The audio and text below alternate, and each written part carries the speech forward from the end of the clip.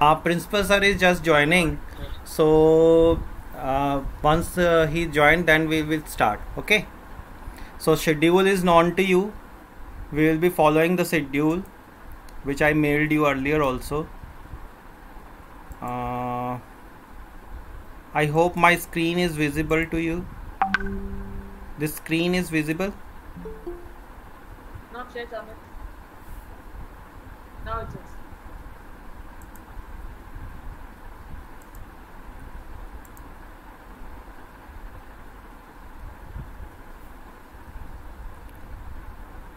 So, on behalf of Bhaskaracharya College of Applied Sciences, I welcome all the participants in the National Work Online Symposium on the Exploring Young Mind for Holistic Development.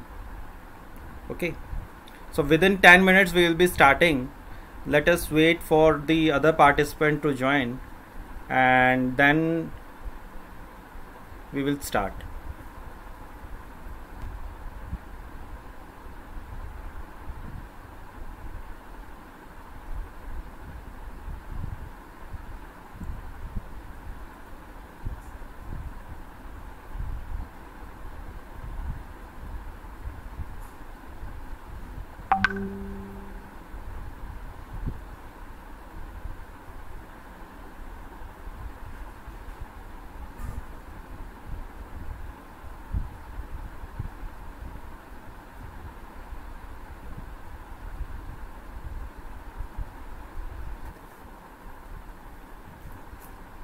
So, on behalf of Bhaskaracharya College of Applied Sciences, I welcome you all to the National Symposium on Exploring Young Mind for the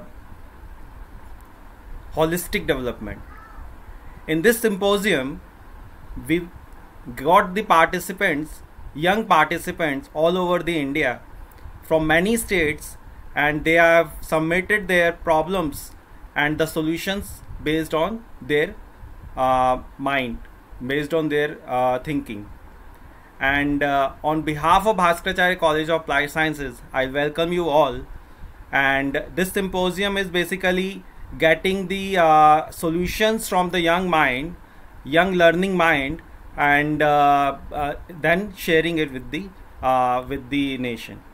So this is the National Work Symposium where we got these participants from all over the nation, from at least 5 different states, including Bihar, Uttar Pradesh, Andhra Pradesh, Telangana, Maharashtra, Haryana, and Delhi itself. And I welcome you all again, and I request our principal sir to please welcome the gathering. Thank you, Dr. Amit. Good morning, everybody. And my dear friends. Today it is about the young mind, and that is the you can say that the young generations, they are always dynamic and energetic, and this dynamism that should be channelized in a proper way. And the same thing it is also mentioned in the new education policy. It's how to channelize in the proper direction, because it's the right time when the particular fellow is in the youth at the youth time, they must be directed in such a manner so that they can utilize their brain in a positive way, and they can come up with some innovation ideas. And everybody knows that means a particular student, whenever he is coming from school to college level, higher education level, generally they are very intelligent. And whenever to this intelligence, when your innovation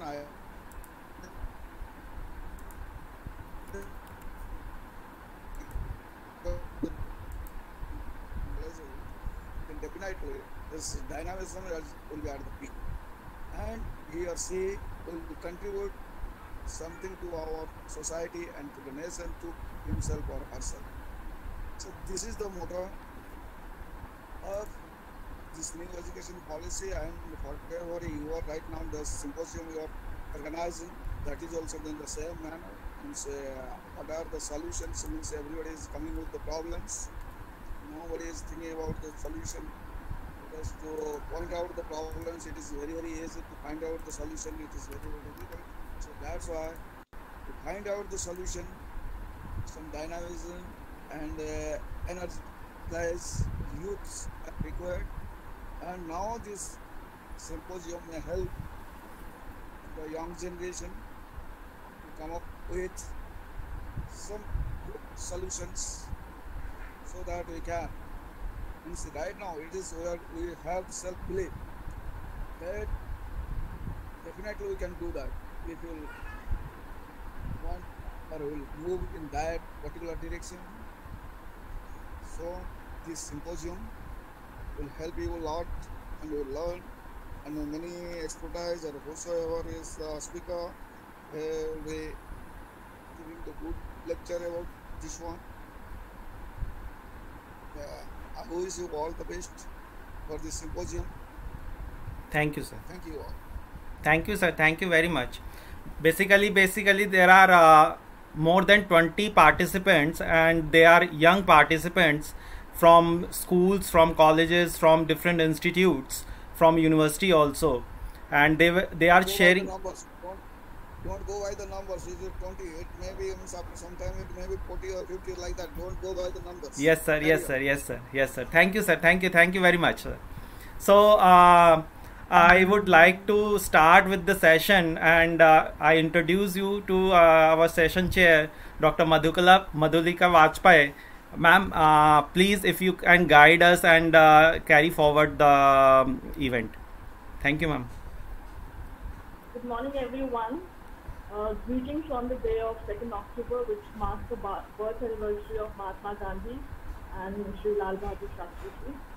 And it's a wonderful occasion to talk about innovation and brilliant minds. And as the poster says about Abdul Kalam saying that bright minds are the future of the nation. I would also want to start my brief introduction about the college. That ours is essentially a science college right now. And I am from psychology, physical psychology, and holistic development is something which is very close to my heart. आप सब ये मानेंगे अगर आप introspect करके देखें session on you, उसका आपको क्या याद है? Do you remember that how much he or she scored, or which comparative exam he cracked, or where he or she is working? What you remember most about a person, or the lasting impression you have about a person, is how that person made you feel, right? Somehow in the quest of excellence, perfection, we have probably lost somewhere the need to be good human beings, right? I know probably what I'm saying right now sounds little preachy to the younger mind, but trust me, after 22 years of teaching, I can tell you the best of our brains have also worked very hard on their other skills. So to those of you who are not in psychology or social sciences, I'll just tell you what holistic development is about. And as principals have correctly said, new education policy also talks about holistic development of children, especially when you start young, right? Research has shown that if we use holistic approach to education, it fires up all parts of brains and it helps in complete development of a child or an individual. So holistic education is something which caters to 5 aspects of our personality. That includes, of course, the IQ that we all are obsessed with. Then apart from that, language, emotion, our social relationships, and very important, spirituality as well. I see a quote by Dalai Lama also pretty often, which I quote in my classes, that if you teach compassion and meditation to young children from the age of 5, we probably can erase war in one generation, right? So I have looked at the topics that all of you are going to speak about today. The list is, and the choice of topics is very impressive. My best wishes to all of you. But besides what you're going to speak about in your respective sessions, what I want you to remember is what Aristotle said. The whole is more than sum of its parts. So your numbers, your academic excellence, or any of your achievements do not define you completely. You're more than what you score, you're more than what you achieve in life, right? So let's have a larger perspective towards life on the and the birth anniversary of two great men of our nation. We have so much to learn from them: humility, patriotism, self-reliance, not taking any kind of dictatorship on ourselves. There's so much to learn if we are only open to learning. I welcome you all on behalf of Bhaskaracharya College and look forward to hearing the young minds tell what wonderful things we can do. And good to see someone talking about stress also here. And besides this, I could say, as my closing remarks, that COVID pandemic has probably, or if it is not already, should make us reflect back and think about हमारी life की priorities क्या होनी, right? हम वो चीज़ों को हम imagine नहीं कर सकते थे. Life without them we could not imagine. We're leading our lives pretty fine without them. So let's have a relook at our lives. Let's reprioritize what's important, and do remember it's never too early to start, right? So if you start now, it's almost the time, right?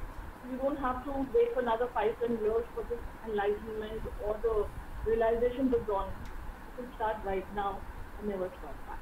My best wishes to all the participants and look forward to hearing you young minds tell about what the problems are and what possible solutions you are offering. Good luck and have a good day. Thank you. Thank you, ma'am. With your permission, I will ask the participant to please start the session. If you have given me the permission, ma'am, I seek your permission kindly. Thank you, ma'am. Thank you very much. Thank you very much. So we will start with Mr. Yashraj. Mr. Yes, sir. Yashraj. Yashraj, you are present. Yes, so you can share your views and your ideas on the problem that you have stated, and you first introduce yourself and then start. You can share your screen also, you can share your video also. Anywhere you feel comfortable, you can share your views. Okay, Yashraj, sir. yes.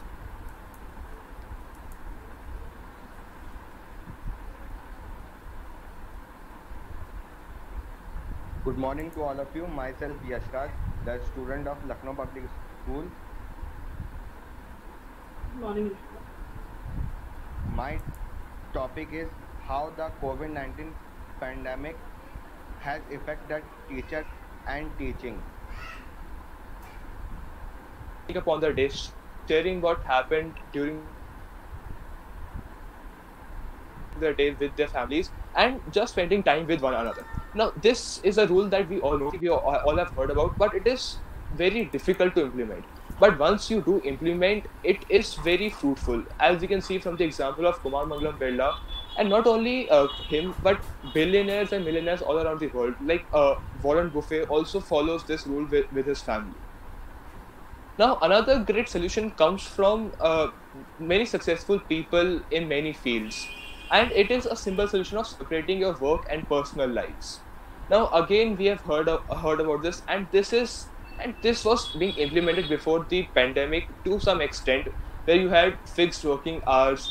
But when everything is digital and you are able to get a hold of someone at the click of a touch, where services are available 24/7, this becomes more and more difficult, separating work from personal lives. Now, this may be beneficial to the customers, a 24/7 service where they can call and they can ask for help at any point. But the main sufferers are the ones who provide these services at the ground level and their family members. And this is basically what our inability to separate work from our personal lives. This is basically the proof of a growing culture in all our lives globally. And this culture is a culture of urgency. Now, this is the reason that I chose this topic, because this is a different point of view that I wanted to introduce to in this national.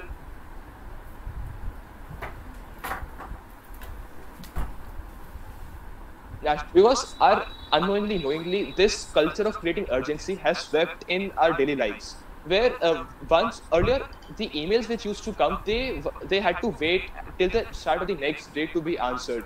A period of 2 to 3 working days to be answered. But now they have to be answered at the instant they are received. even if it is night or it is 3 a.m. We have international calls going on at 3 a.m. Simply the ability to reach everyone at the touch of a screen or the tap of a button has created this culture of urgency. Now, this culture of creating urgency comes from two sides. One is the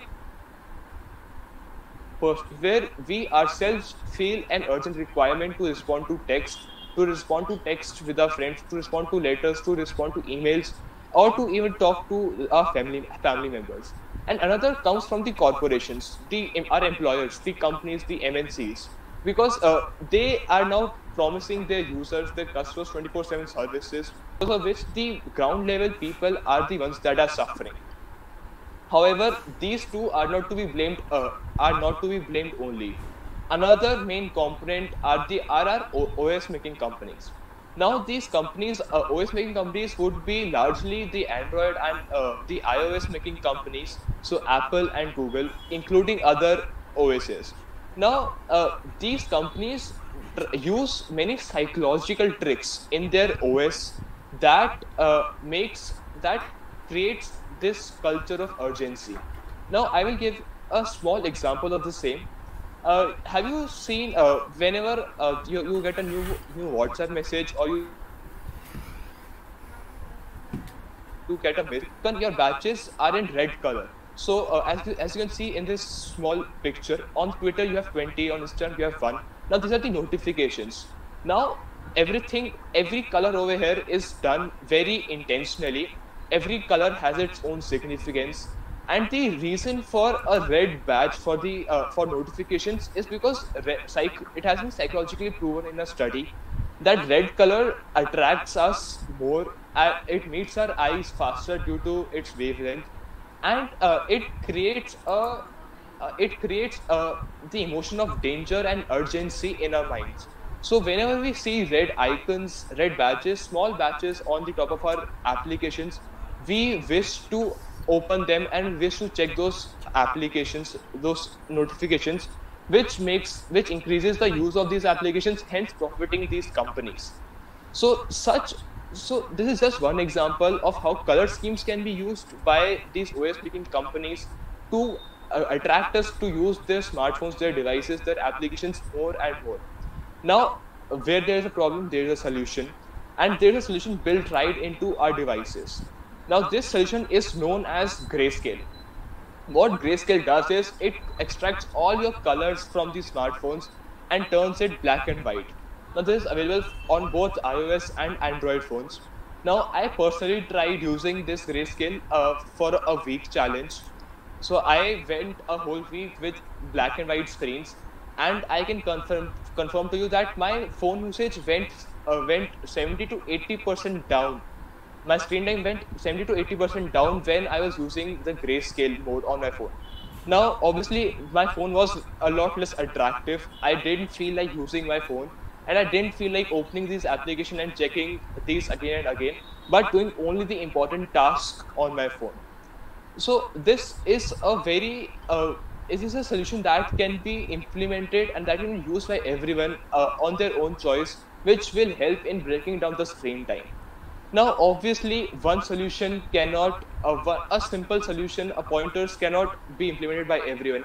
So we need to find and tailor solutions to personal needs of everyone.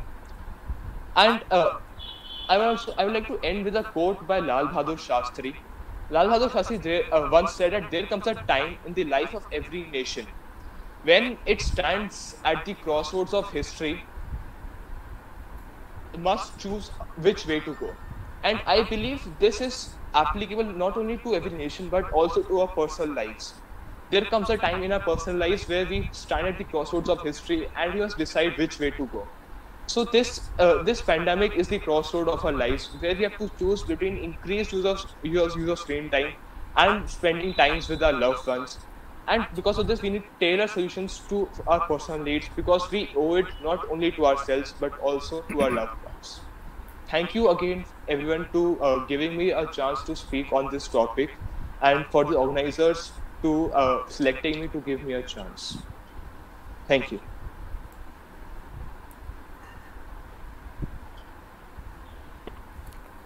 Yes, ma'am. Thank you, Sarthak. It was a wonderful talk. I have a simpler solution than going grayscale or putting your phone on a high power mode.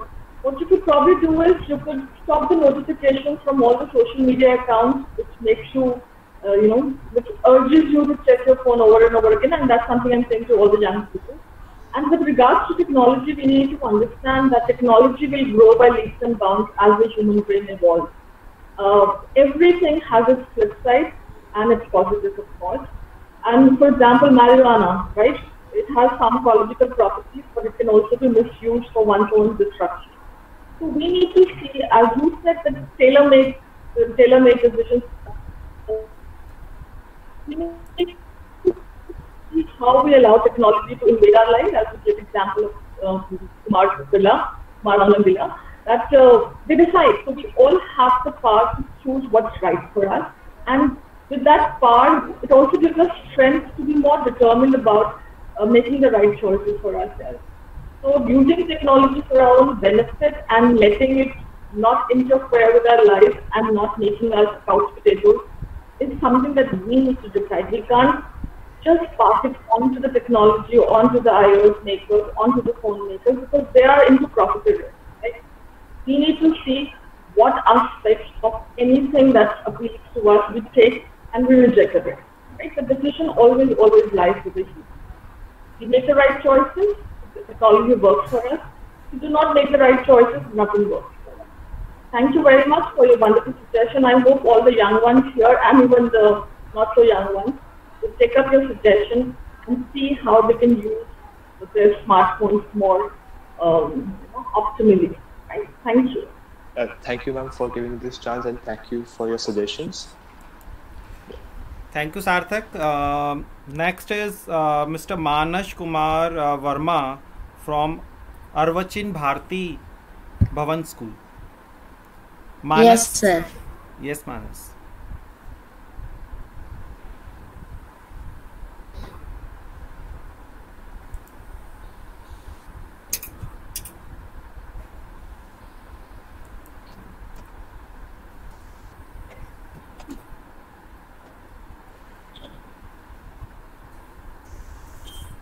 Good morning, everyone. At first, I want to say thanks to event coordinator, session chair, and principal sir of Bhaskar Acharya College of Applied Sciences for giving me this opportunity and a huge platform to present myself in this pandemic time. I am Manas Kumar Verma from class 8A, Arvachan Bharti Bhavan School, Vivek Vihar. I am sharing my PPT on COVID-19. First, I want to tell you about coronavirus.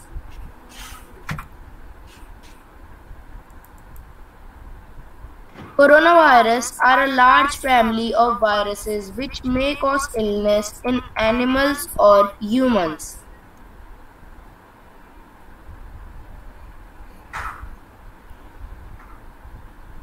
In humans, several coronaviruses are known to cause respiratory infections, ranging from the common cold to more severe diseases such as Middle East Respiratory Syndrome (MERS) and Severe Acute Respiratory Syndrome (SARS).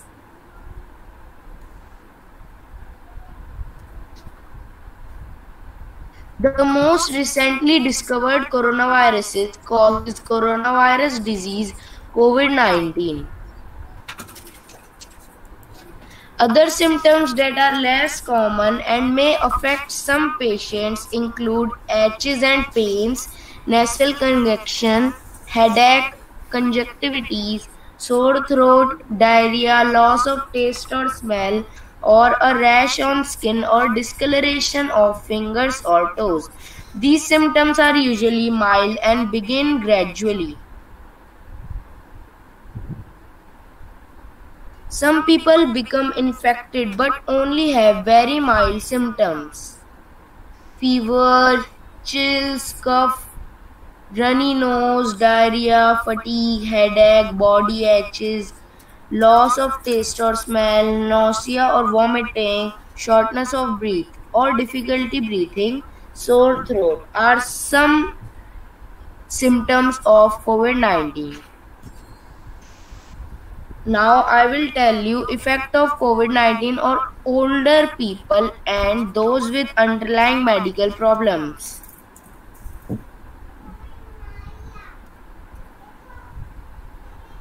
Most people, about 80%, recover from the disease without needing hospital treatment. Around 1 out of every 5 people who gets COVID-19 become seriously ill and develops difficulty breathing.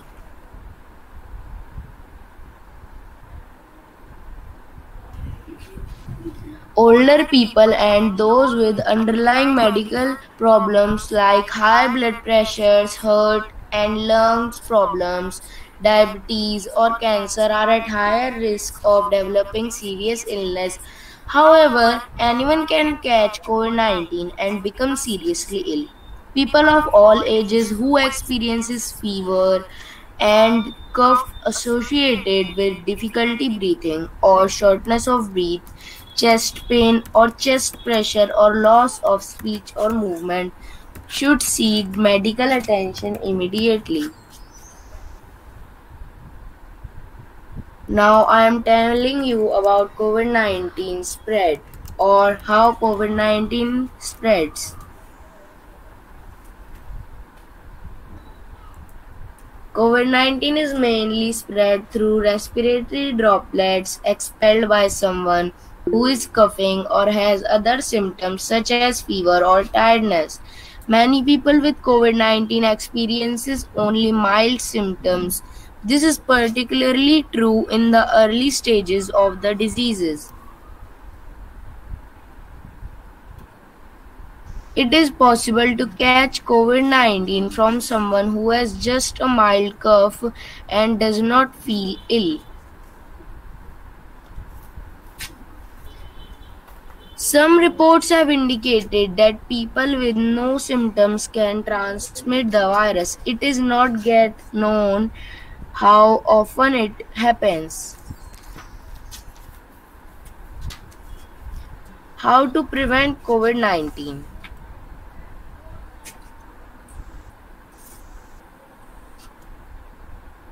Practicing hand and respiratory hygiene is important at all times and it's the best way to protect others and yourself. Manas, we are not able Yes, to sir. get your presentation. Are you presenting or just voice presentation? Sir, I am presenting. So could you please share your presentation? There is a window on the right hand side that which says that present now. You have to click that. Otherwise you can go ahead like this also. If you are concluding, you can conclude like this also. Because I got your presentation, I thought it would be better to present than voice. Yes. Yes. Now we are getting your presentation. Please,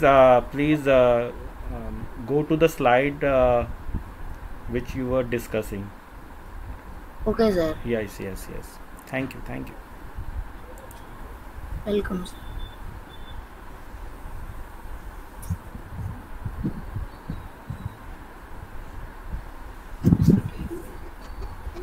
When possible, maintain at least a 1 meter distance between yourself and others. This is especially important if you are standing by someone who is coughing or sneezing, since some infected persons may not have yet be exhibited symptoms or their symptoms may be mild. Maintaining a physical distance with everyone is a good idea if you are in an area where COVID-19 is spreading.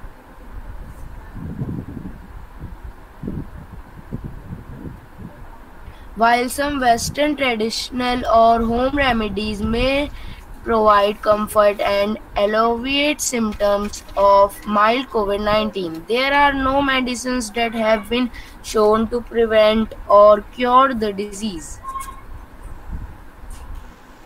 WHO does not recommend self-medication with any medicine, including antibiotics, as a prevention or cure for COVID-19. However, there are several ongoing clinical trials of both Western and traditional medicines.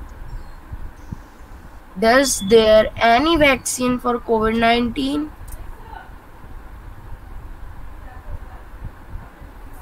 WHO is coordinating efforts to develop vaccines and medicines to prevent and treat COVID-19 and will continue to provide updated information as soon research results become available.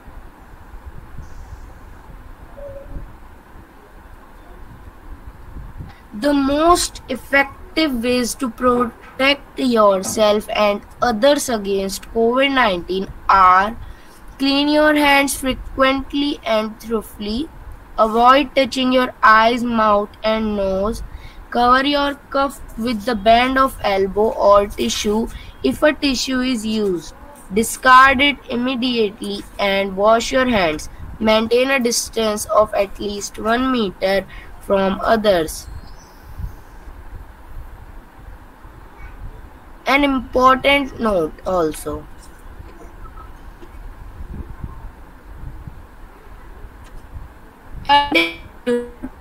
work against viruses. They only work on bacterial infections. COVID-19 is caused by a virus, so antibiotics do not work.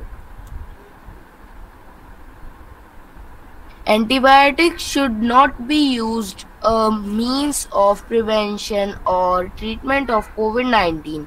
In hospitals, physicians will sometimes use antibiotics to prevent or treat secondary bacterial infections, which can be a complication of COVID-19 in severely ill patients.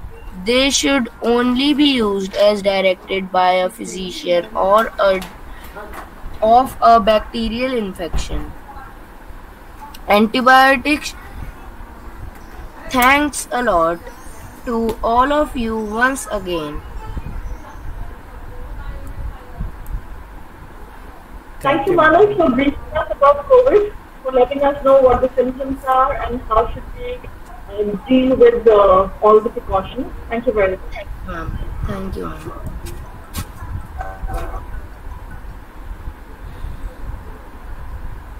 Thank you, Manas. Next, I request Miss Isha Goyal from Isha, can we Hansraj. have you to begin, please? Next is Miss Isha Goyal from Hansraj College. Isha Goyal.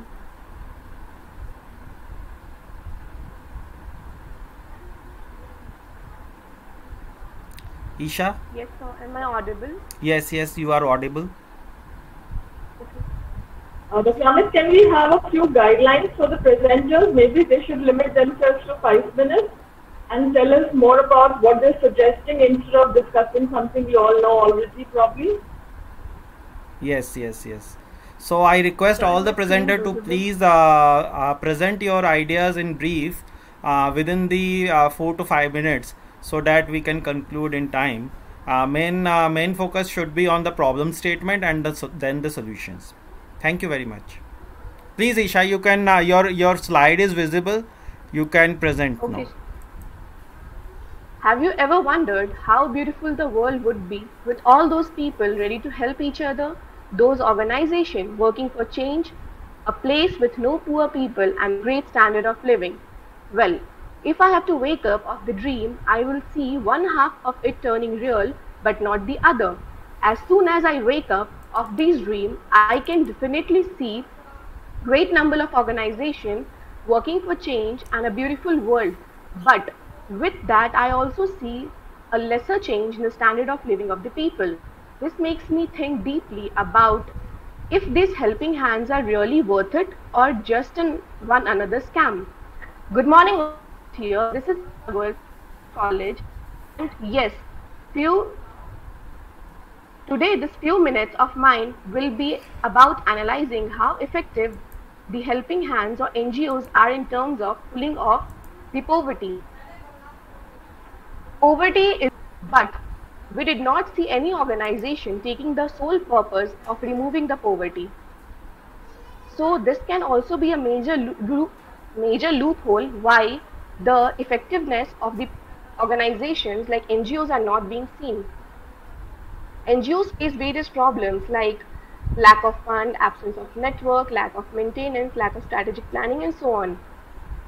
According to Asian NGO, which is basically a platform that builds a network between the NGOs and the people who wants to donate funds and all in the NGOs, states the solutions as funding opportunities for NGOs. Just establishing the numbers and increasing the number of NGOs is not the solution. So the NGOs should get funding from various people so that they can use the fund in the best possible way and help in at least removing the poverty somewhat. Strategic planning. Plan is the key to success for every mission, but without planning, nothing can happen. So strategic planning is very necessary for every NGO to develop and success with their purpose. Good governance and network. Good governance is very important for any kind of organization to succeed in their purpose. Increasing the capacity. Various organizations have very low capacity in terms of technical or organizational capacity. So the government or any institution working for NGOs should increase the capacity of the NGOs so that they can increase their leadership, technical, funding, governance skills. Development approach. Various NGOs are nowadays handling the organization with hardware approach, which is not good. Hardware approach means infrastructure and all those, but providing services and empowering people should be the major purpose and should be the development purpose. Advice from expert. Expert advice is must for any organization because experts are the one who experience the things from a long period of time Isha, and they can please, help the organization. if you could conclude early, please. Okay, sir. Yes.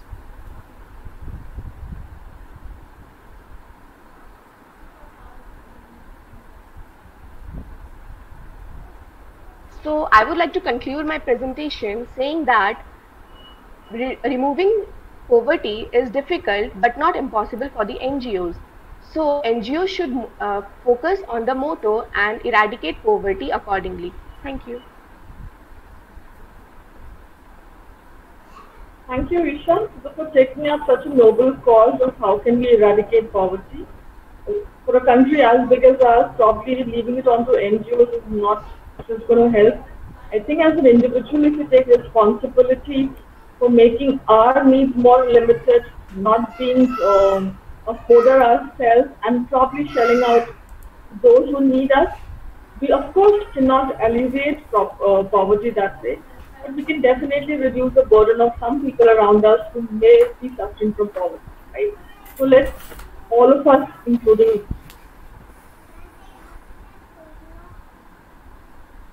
us, and will say Khadbari. Every drop counts. Leaving it on to agencies only to deal with social causes hasn't really helped much. We probably need to also look at the solution of crowdfunding or crowdsourcing, which Gunj does, to help people in need and see if we can, even if temporarily, if we could remove the discomfort people go through because of lack of financial resources. Thank you for your wonderful suggestion. Thank you. Thank you, Isha. Next is Mr. Saksham Mishra from Delhi Technical University. Saksham? Yes, sir. I hope I'm audible and Yes, I hope yes. I can see my screen. Yes, you please share your screen. Please, Good morning, Saksham, respected I request you to please conclude within 5 minutes, please. Sure, sir. Thank you. Good morning, respected panelists. My name is Saksham Mishra and I am currently enrolled in third semester of BTech course in Engineering Physics, Department of Applied Physics, Delhi Technological University.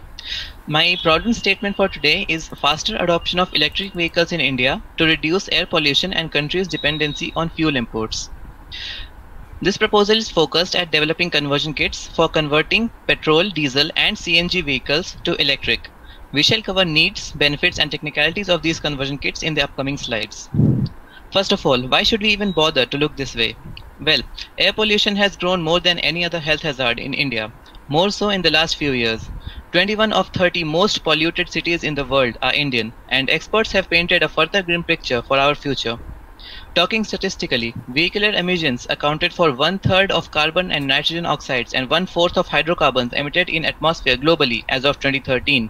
Air pollution causes 12.5 lakh deaths alone in India.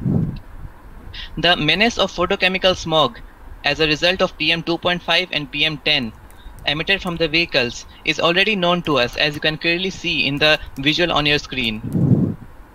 Electric vehicles, on the other hand, are free of any and all kinds of direct emissions, therefore not contributing anything towards air pollution. India is the third largest daily consumer of oil in the world. Also, its annual consumption growth rate is highest in the world at 4% annually. By contrast, Japan has an annual growth rate of negative 0.7%, which is one of the most developed economies in the world. India spent 4% of GDP, or $120 billion in 2017-18 for importing fuel, mainly from the Middle East. As the government aims to reduce import dependency from 84% in 2019 to 50% by 2030, reducing consumption is our only choice, as we have limited oil reserves, and therefore increasing production is not a solution for us. Reasons to pursue vehicular electrification are its high efficiency, low operating cost, and the driving pleasure that comes with it. Conventional vehicles are only 30 to 40% efficient at converting fuel to energy, while more than 90% efficiency is normal for an electric vehicle. You can clearly see the ownership and operating cost for electric vehicles are only about 30 to 40% of their counterparts, as is shown by the cost per kilometer on your screen. Another plus point for electric vehicles is that you no longer have to switch between clutch and brakes in heavy traffic, because there are only two modes, the accelerator and the brake. So just sit back and enjoy the drive. Well, the reason why electric vehicles haven't already taken the market is that they are very costly. Most of them come without a home charging facility, and charging stations in India are too few. So you could probably buy 2 petrol or diesel vehicles for the cost of 1 electric vehicle along with its charger.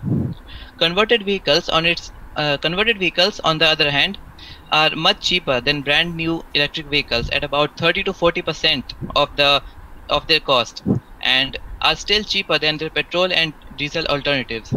Electric vehicle conversion procedure only takes a few days and is much better suited to aid the transition to electric.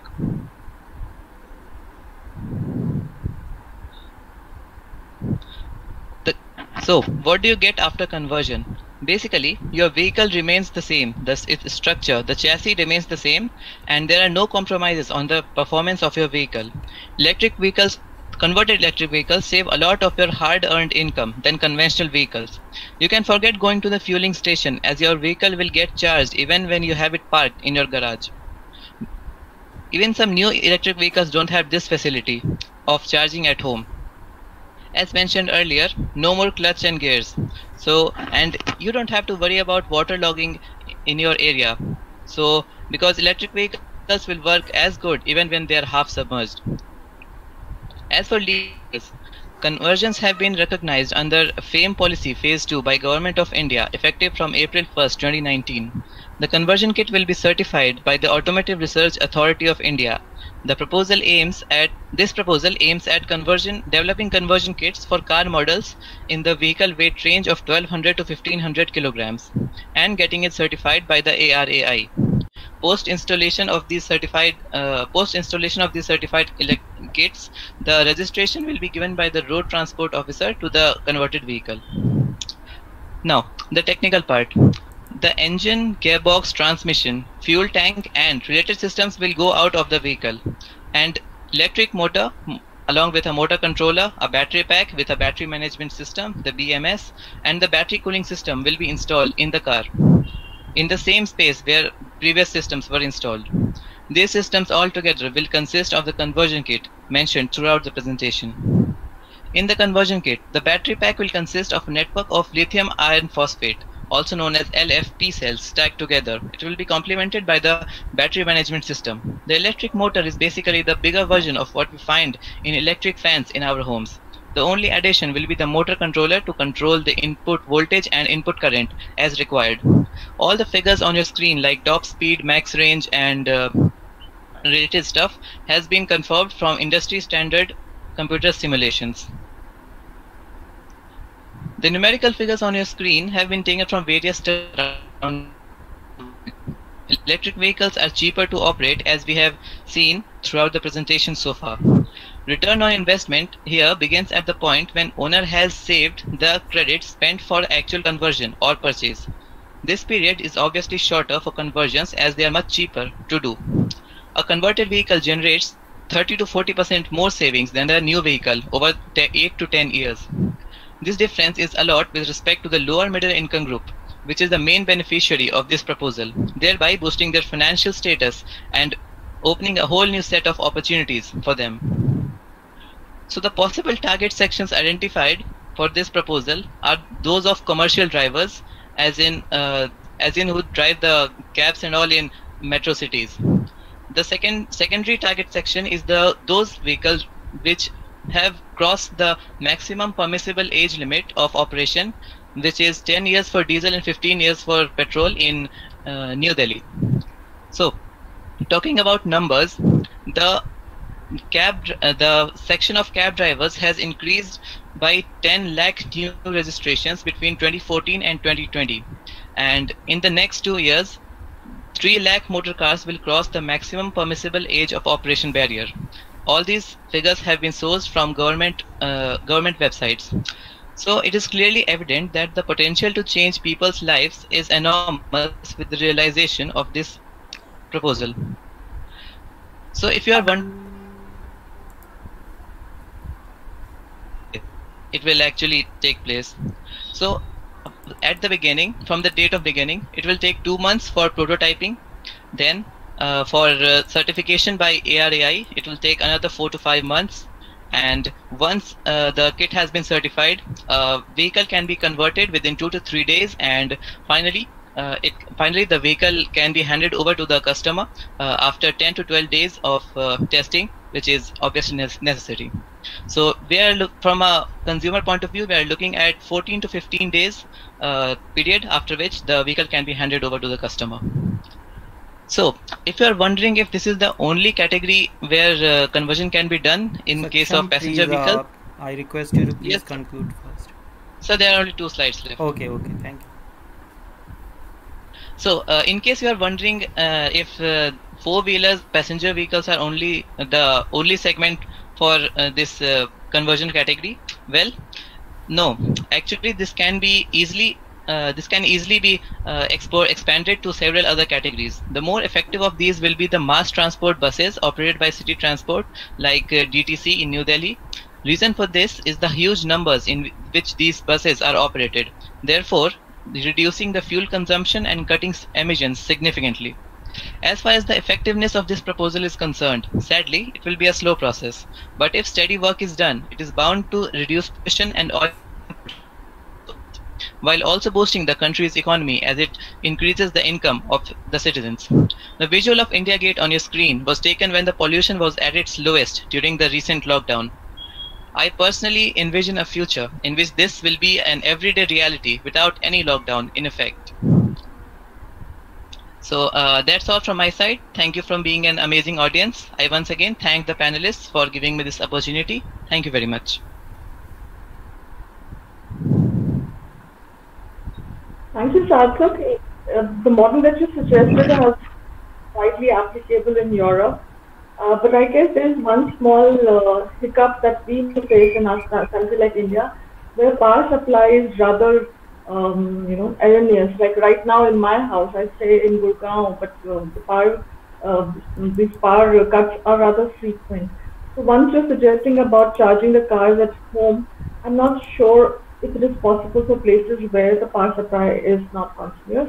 And secondly, when you talk about converting the commercial vehicles for it, we need to have enough charging stations across the cities or wherever we are trying to implement this model before making it a viable option. Even for cabs, if I am not mistaken, I'm saying from my own personal experience, I tried one green car and it probably came with limitations that it can't go above 40. It tends to heat up in summers. And secondly, it needs to be charged after every 100 kilometers.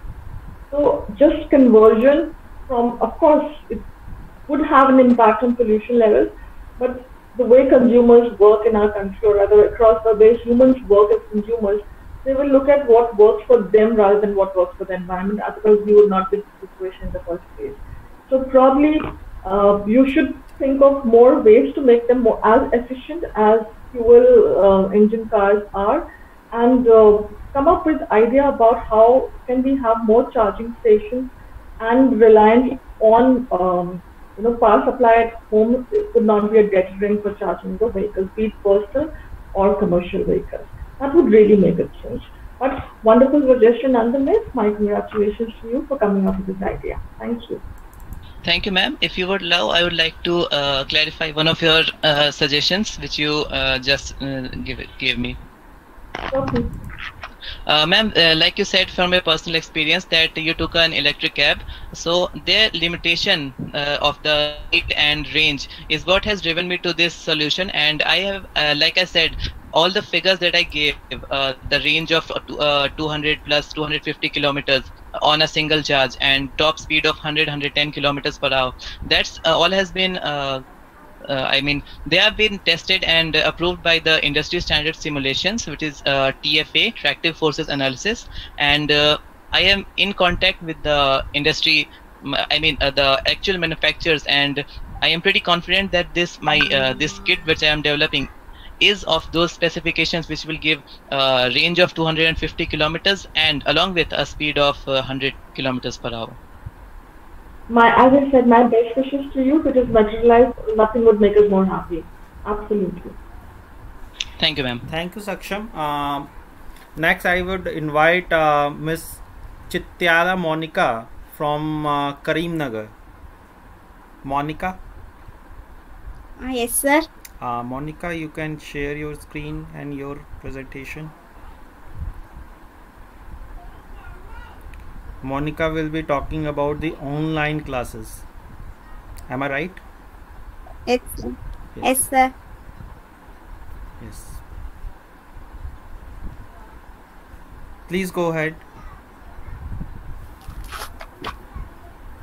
Sir, but I did not prepare slides. It is only I share video through email. Okay, you want me to show up your video? Or you wish to present yourself? Okay. I will present now. Okay, please go ahead. So you will be presenting your voice presentation.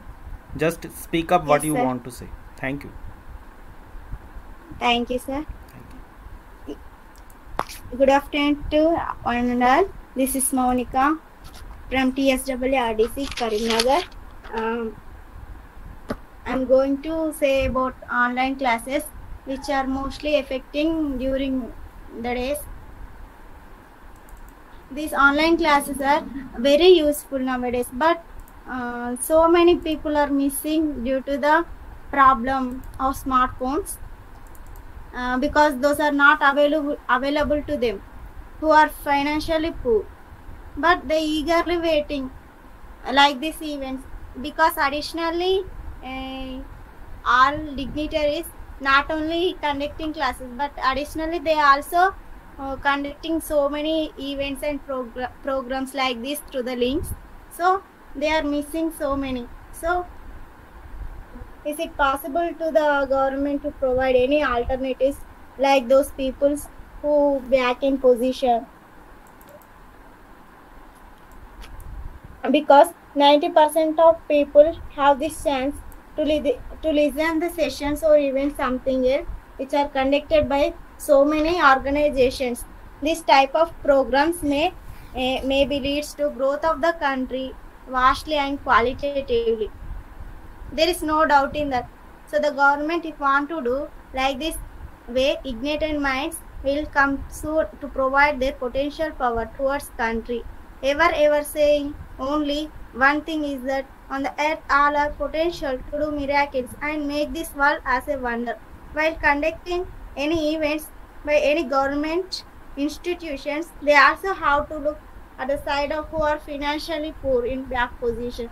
Because nowadays the technology is very widely spreading, not only online classes. Additionally, besides online classes, so many events are going on, but so many people are missing due to the smartphones. Those are not available to them. So this leads to get scarcity in the usage of technology, even it is so widely connecting to each other. So the knowledge is very important, and youth have to know minimum using technology in some fields, whichever they like.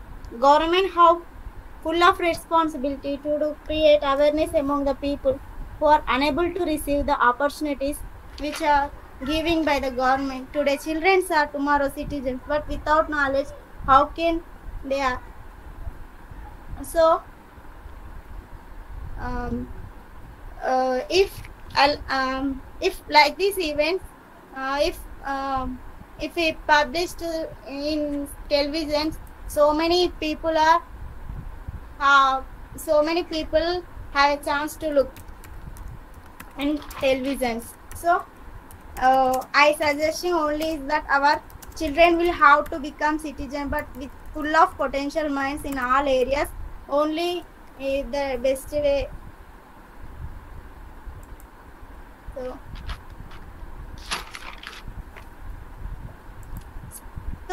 through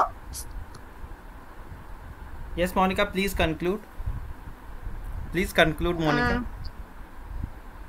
Sir, from these online classes, so many things are learning. So we learning so many, but some people are missing. So that I felt so somewhere. Thank you, Monica. That is, sir. Thank you, sir. Sir, thank you for giving this opportunity to present my. Yes. Thank you, Monica. Next.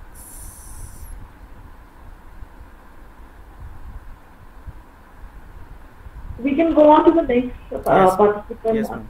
Next will be Mr. Piyush Mishra from Bhaskaracharya College of Applied Sciences. Mr. Piyush Mishra.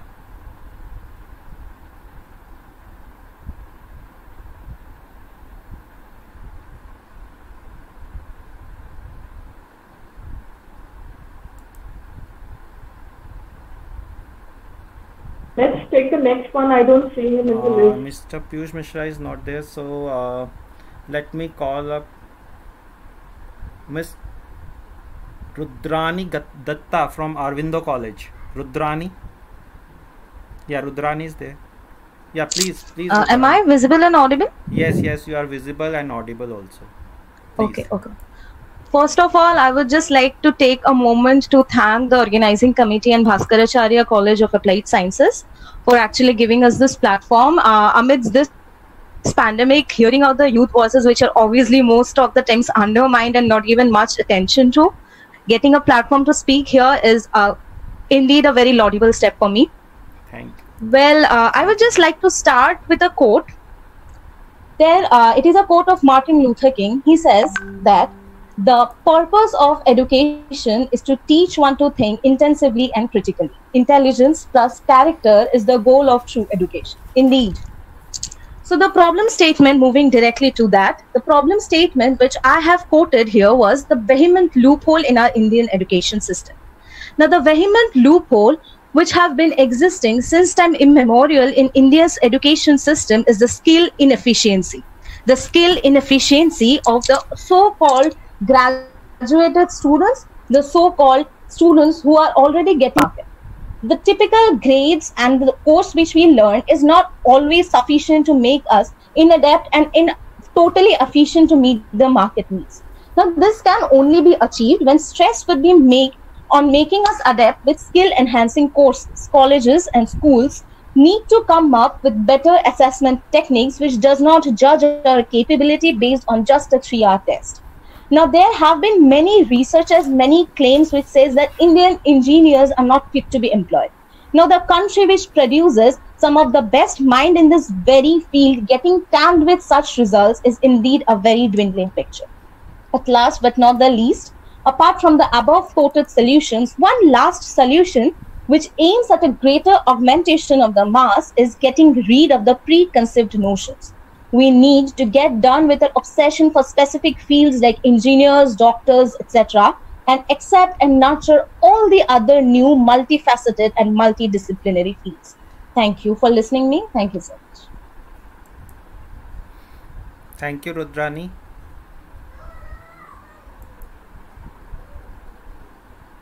Ma'am.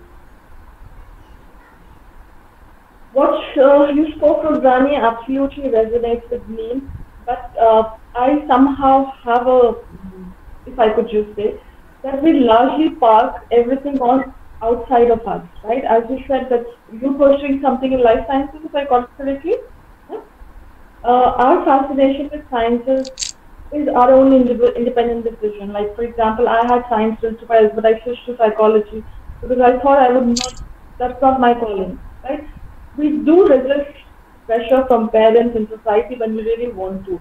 But when it comes to academics, we somehow, the younger ones, they tend to pass on the buck to somebody else, right? So when we ask our parents or pester our parents or teachers for things which bring us joy, probably we need to bring the same kind of persistence in making the choices which are either in academics or with regards to career. And I completely concur with what you said. Your assessment can be based on one-time examination. But do understand, India is in a way a young country. Though of course we are decades into independence, we are evolving, right? And what we could do is till things change at the policy level, at the institutional level. We are influencers ourselves, right? Instagram has made all of us influencers in such a way. And let's be the catalyst. Right? Like you are there in Aurobindo. You could spearhead a movement which would probably inspire the younger ones in your college to take up things which you feel are the right choices, right? My humble submission to all of you here is, let's not wait for governments and institutions to bring the change that we want. I wanted that for my generation, it has passed. And many generations past me have passed. So what you want, you start with that yourself, right? At least if nothing else, you live with the conviction and with the sense of achievement that you did not bow down to the social norms or academic norms, and life skills now are part of social skills. And also, if we feel that our education system is somewhere deficient in providing what we require, if we are aware of that knowledge, we partly can strengthen our own resources, we partly can skill ourselves instead of just letting the opportunity go by just because an institution doesn't offer it to us, right? So taking a little bit of individual responsibility will go a long way in bringing the changes that we want. Of course, governments and institutions' roles are very, very important in this entire process. Thank you, Rudrani, and I like the way you speak. Good luck and thank you so much, ma'am. And just a point to just reiterate the same fact which you quoted. That was the actual point which I was trying to make in the very last point of my speech, that there is a need to get done away with the preconceived notion, as exactly you said the point. So yes, ma'am, thank you for your insight as well. Thank you so much. Thank you. Thank you, Rudrani. Next is Mr. Nikhil. Nikhil? Good afternoon, everyone. Yeah. Am I audible? Yes, you are audible. Nikhil Mishra from Bhaskaracharya College of Applied Sciences. Yes, please. Go ahead.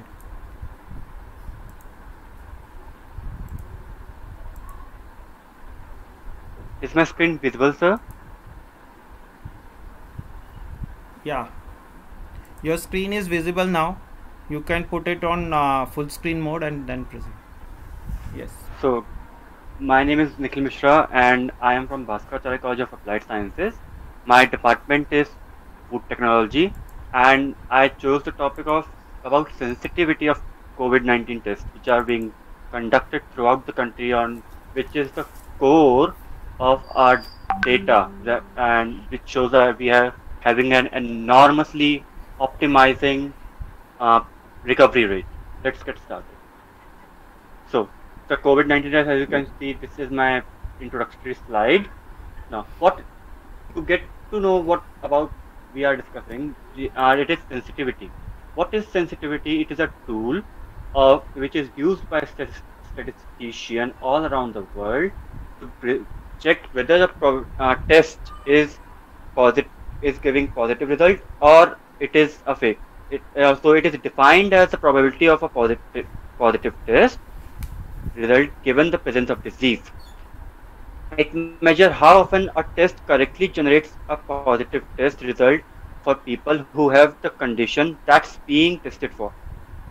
The test that is highly sensitive will flag almost everyone who has the disease and not generate many false negative results. Now, there are many tests regarding COVID which are as follows.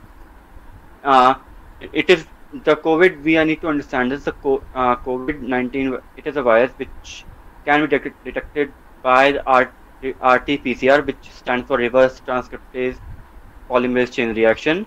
The key test performed is rapid diagnostic test.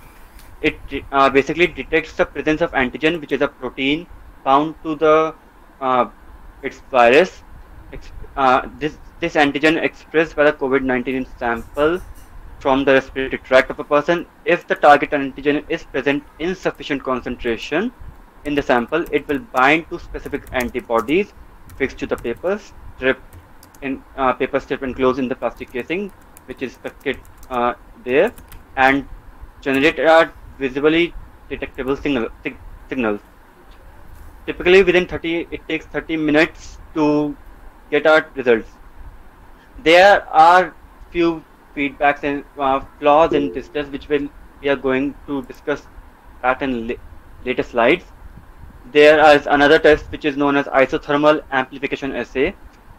In this test, it amplifies first of all viral genome. They are faster than PCR because it does not involve conversion of RNA to DNA because of the reverse transcription. These steps typically detect fluorescent tags which read out with specialized machine. CRISPR gene editing technology modified this to perform the detection. The enzyme attached to the sequence, it colors a paper strip. The researcher expects the resulting test to be cheap and easy to use in a point of care of setting. Another test is chemiluminescent test. Chemi means of course chemical, and luminescence which produce light. So what does this do? It is a quantitative lab test. They sample blood, plasma or serum. Sample are mixed with known viral protein, buffers, reagent and specific enzyme labeled antibodies. The result is luminescent. A chemiluminescent microparticle immunoassay use magnetic protein coated microparticle. Antibody react to viral protein, forming a complex secondary enzyme labeled antibody and bind to these complexes. The resulting chemical reaction produces light, and which is the basis or observation, or you can say detecting point. This is how this chemiluminescent test perform, and the antibodies used are IgG, IgM and IgA. So now in the starting, you remember I discussed about the RTTs. So I searched whole web and got this data, and the data is, it is expected that 34 to 80% the test is sensitive. Now how RTT can give false result? These are as follows. The virus may not be collected from your nose or throat. The swab or mucus may accidentally contaminated by virus during collection or analysis, or it is due to air pressure, or somebody sneezed when your swab is taken out. So that's a different, that decreases the sensitivity. The nasal or throat swab may not be kept at temperature, and temperature is very important in this RDTs. The chemical used to extract the virus genetic material and make copies of the virus DNA may not work correctly. That is the technical failure, that is the failure of the equipment. In conclusion, I would say test sensitivity of the test can be increased by only one method, by after either we go for immediate test, or we have to isolate them for if they have to be performed later stages. And as I told you earlier, the data regarding other tests was not available on the web, so we cannot make any assumptions about the sensitivity. So that's all. Thank you very much. Thank you, Nikhil. So please go ahead, Dr. Amit. Yes, ma'am. I just wanted to comment on what Nikhil said. Good to bring this fact to light that the tests are not as sensitive, and if they're not handled, the samples are not handled well, then it can lead to faulty readings. My small suggestion to you, Nikhil, would be that when we are making a presentation to a mixed gathering, right? Like some of us could, I think quite a few of us are from non-sciences here. You could probably make the presentation or your content a little simpler so that a layman can understand, right? And maybe you could think of, are you from microbiology or biomedical science? Okay? Yes, ma'am. I will try to use that in future. Food technology. Food technology. Okay, so then your suggestion should also include what are the various ways through which we could increase the sensitivity of the available test, or the precautions that a patient can take at the time of submitting his or her sample, because we're looking at solutions. And since you're from food technology, I would suggest you could probably think of certain ways through which we can increase the immunity through food, right? Yes, ma'am. So, there are various spices in the Indian diet which, if consumed in on a regular basis, they are supposed to increase your immunity. So that I thought everyone would be knowing, so I didn't include that point in the PPT. No, probably not all of us are aware of the power of, food is medicine. That's what Hippocrates also said. That we should you could come up with certain remedies which are good for building immunity, or certain kind of food combination one should avoid during the season. Anything with regards to food, and you could probably spread the indigenous knowledge. भारतीय उसमें आप देखो खान पान में तो बहुत जगह पे भोजन को दवाई की तरह यूज किया जाता है. Yes, ma'am. Come up with a solution जहाँ पे how we can use food as medicine, and not just during COVID times. We should treat food as medicine so that our immunity is so strong that irrespective of whatever the pathogen is, our body is in a better position to fight it. As COVID है भगवान ना करे कल कुछ और हो, right? So prevention is the cure, and the young ones, I keep saying in my class that the holistic development that we're talking about, it is all physical, intellectual, emotional, social, and spiritual, right?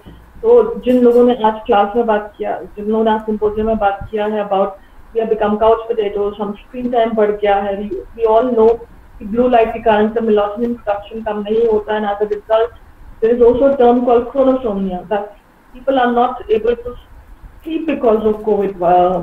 In COVID times because of increased time on screen. So I'm glad that many of you came, and I'm thankful to our NSS team and principal sir for providing this platform to all of you. You are the young minds. You have brilliant. Ma'am, one last presentation is there, Vivek. I'm sorry. I'm so sorry. I just only last single one. I thought for that. Please. Sorry, my apologies. Please go ahead. Vivek. Please, if you can share your views. Yes. Okay, sir. Thank you. First of all, sir, thank you for giving me this opportunity to speak on this platform.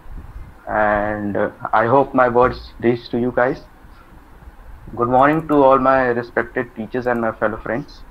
I'm going to speak on behalf of my idea that how changes can be brought by the new education policy of 2020, and how it will be a huge step in formation of a self-reliant India by promoting our youth.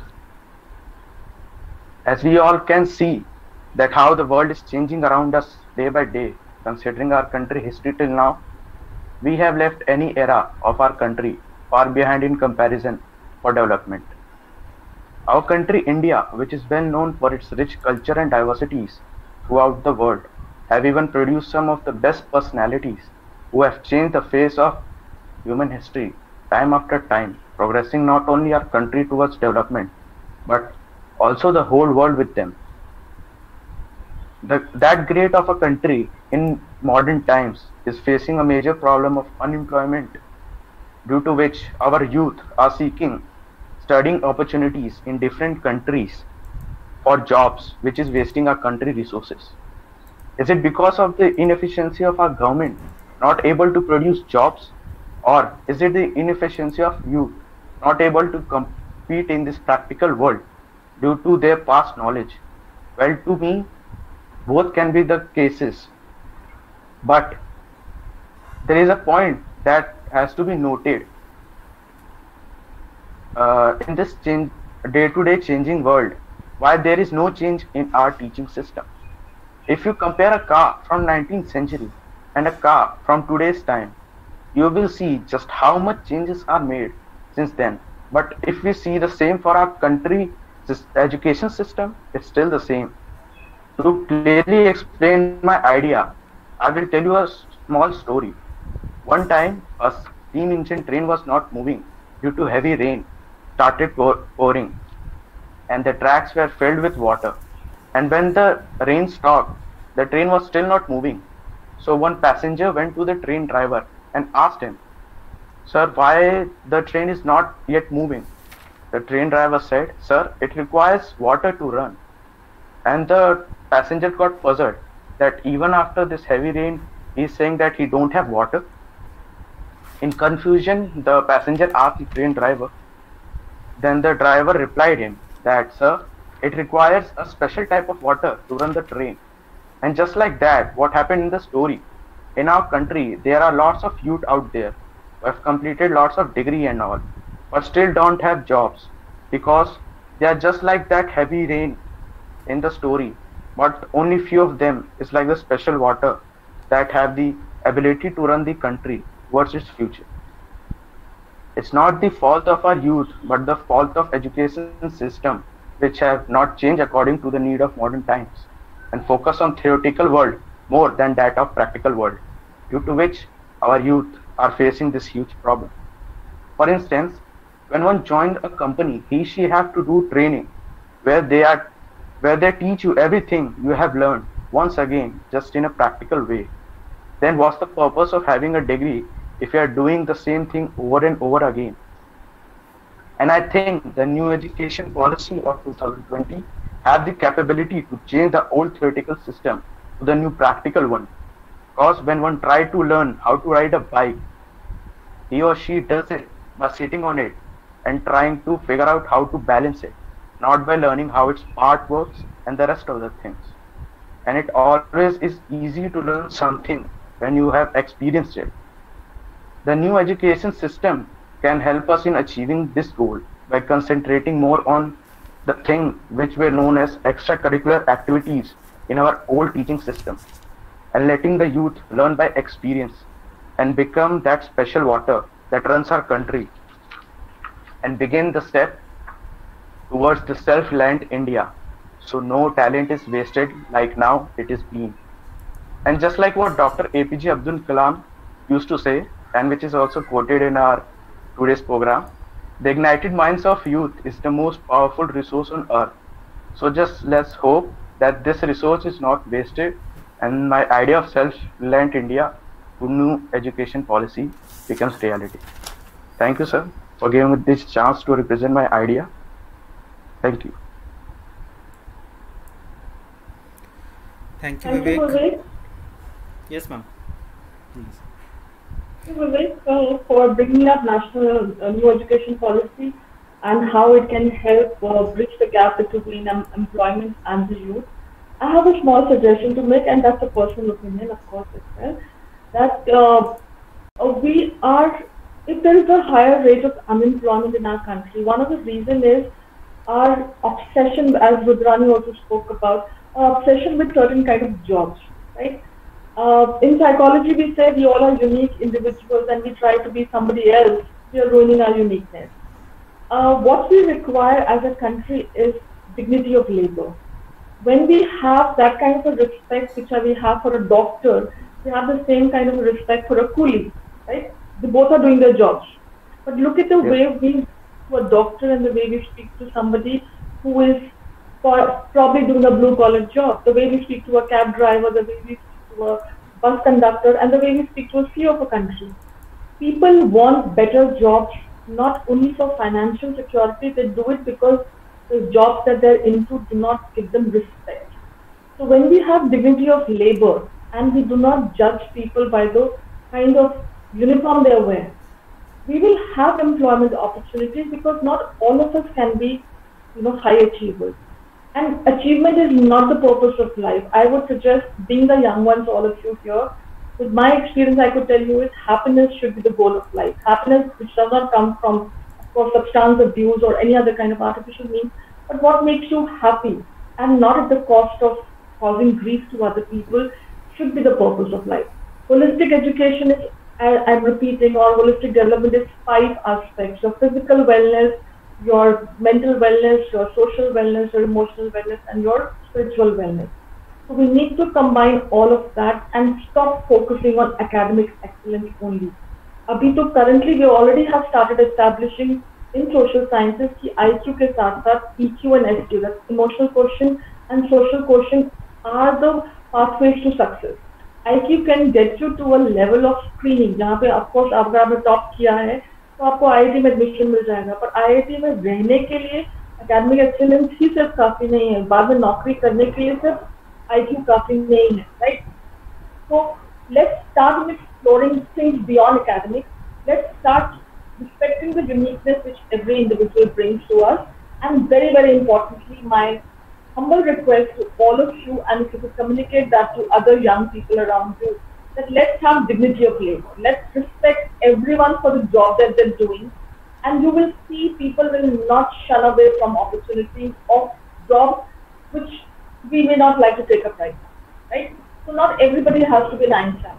Otherwise, आप क्या इतने bright mind का क्या करेंगे? Your life, if you look around your life, आपका एक दिन की दिनचर्या में कितने लोगों का योगदान है, पर उस योगदान को अगर हम रिकॉग्नाइज ही नहीं करेंगे, रिस्पेक्ट ही नहीं करेंगे, तो लोग उस टॉप प्रोस्पेक्ट में आने क्यों जाए, राइट? तो हर किसी को बहुत पढ़ाई करके बाबू बनना है, इंजीनियर बनना है, डॉक्टर बनना है, टीचर बनना, वकील बनना जरूरी नहीं है. We need as many janitors as we need CEOs of the company, right? So dignity of labor, I think, is the way forward, and that way unemployability would be taken care of, because people will not be ashamed of what they do. बाहर के देशों में ऐसा नहीं है कि सारे, वहाँ पे तो एजुकेशन पे इतना फोकस नहीं है. It's so expensive, so not everybody goes into college, but they're employable. Because वहाँ पे आप बस ड्राइवर से वैसे बात नहीं कर सकते जैसे हम अपने यहाँ बस ड्राइवर से बात करते हैं, and that's what they are happy doing what they're doing, and they do not have as bad. Of course, population is a concern in our country, there's no denying the fact. But छोटे-छोटे changes तो हम अपने में ला सकते हैं, so that we could bring some respite to people who otherwise do not have any source of, solace from government or any other reason, right? I once again thank all of the participants today to bring up your wonderful ideas, taking time out, thinking about it, brainstorming. We always have a scope for improvement. Think harder in terms of हम समाज को क्या दे सकते हैं, हम अपने देश को क्या दे सकते हैं, बजाय हमेशा ये सोचने का कि देश हमें क्या दे सकता है, right? So when we take responsibility of our own actions and think about what we can give back, we are richer people in all possible ways, right? My best wishes to all of you, and thank you, sir. Thank you, ma'am. Thank you, ma'am. Thank you, ma'am. With this, I would like to conclude the today's session, and I would like to also thank Dr. Vajpayee, ma'am, to please who at the last time she agreed to, put it consent to carry out the special duty of acting as a session chair. Thank you very much, ma'am. And before we conclude, I would like to see the faces of all the participants. So if you please could join in with your videos so that we can take a snapshot of this event. All of you, if you please, if you can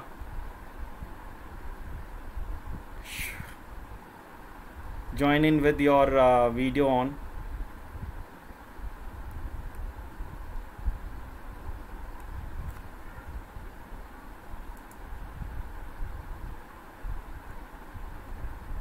Thank you very much. So we will meet again someday, sometime. Thanks for all the inputs that you have got, and we are planning to put them into an abstract book, and I will be sharing it with you with your certificate of participation within the 15 days. So thank you very much. Meet you again. My best wishes. Thank you, sir. Thank you. Yes, sir. Thank you, Amit. With your permission, ma'am, can we conclude now? May we conclude now? Yes, please. Thank you very much. You all have a good weekend. Stay safe and stay at home. Take care of yourself. God bless you all. Thank you. Thank you.